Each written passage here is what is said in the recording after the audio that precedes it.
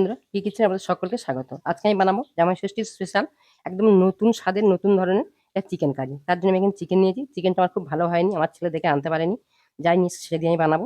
চিকেনটা ভালো করে ধুয়ে পরিষ্কার করে নিয়েছি, পেঁয়াজটা কেটে নিয়েছি, আদা রসুন কাঁচা লঙ্কা একসঙ্গে বেটে নিয়েছি। আলুটা অপশনাল, আলুটা আপনারা দিতে পারেন নাও পারেন, অসুবিধা হবে না। আলুটা আমি আলু ভালোবাসি, সেই জন্য আলু দেবো। আলুটা আমি লাল লাল করে ভেজে নিচ্ছি। অল্প একটু লবণ দিচ্ছি, আমি হলুদ ব্যবহার করবো না, তাই আমি এখানে হলুদ দিইনি। আলুগুলো ভাজা হয়ে গেছে, এবার তুলে নেবো। আমি এখানে সাদা তেল ব্যবহার করছি। আপনারা তেল, ঘি দুটোই একসাথে ব্যবহার করতে পারবেন। প্রথমে দেবো এলাচ আর লবঙ্গ, দুটো শুকনো লঙ্কা, গোটা জিরে। ফোড়নটা আমি খুব ভালো করে ভেজে নেব। ফোড়নটা খুব ভালো করে ভাজা হয়ে গেছে, এবার দেবো কুচানো পেঁয়াজ। দেখুন পেঁয়াজটা বেশ নরম হয়ে গেছে, অনেকটা ভাজা যাচ্ছে, বেশি আমি ভাজবো না। এবার দিয়ে দেবো চিকেন দিয়ে একটু নাড়াচাড়া করে নিয়েছি। এবার দেবো আদা রসুন কাঁচা লঙ্কা বাটা। এবার দেবো পরিমাণ মতো লবণ। যেটা আমি ঢেকে দেবো। এবার আমি একটা মশলার পেস্ট বানিয়ে নেব। তার জন্য দিয়ে দেবো কিছুটা কাজু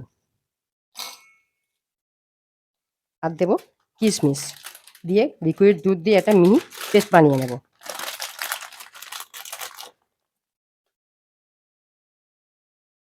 দেখুন চিকেন থেকে অনেকটা জল ছেড়ে এসছে। এবার আমি দিয়ে দেবো ভাজা আলু। আবারও বলছি, আলুটা অপশনাল, আলুটা এখন দিলে কি হবে, সিদ্ধ হয়ে যাবে। দিয়ে আমি আবার ঢাকা দেবো।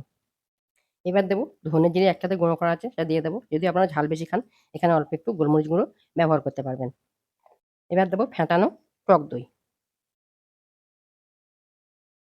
এটা আমি খুব ভালো করে মিশিয়ে নেব, নিয়ে আবার ঢাকা দিয়ে দেবো। এর কালারের জন্য দেবো কাশ্মীরি লঙ্কার গুঁড়ো আর কাজু আর কিশমিশ বাটাটা এবার আমি দিয়ে দেবো। মাংস অনেকটা সিদ্ধ হয়ে গেছে, এইটার জন্য সম্পূর্ণ টেস্ট চেঞ্জ হয়ে যাবে। খুব ভালো করে মিশিয়ে নেব। এবার আমি উপর থেকে দিয়ে দেবো কয়েকটা চেরা কাঁচা লঙ্কা।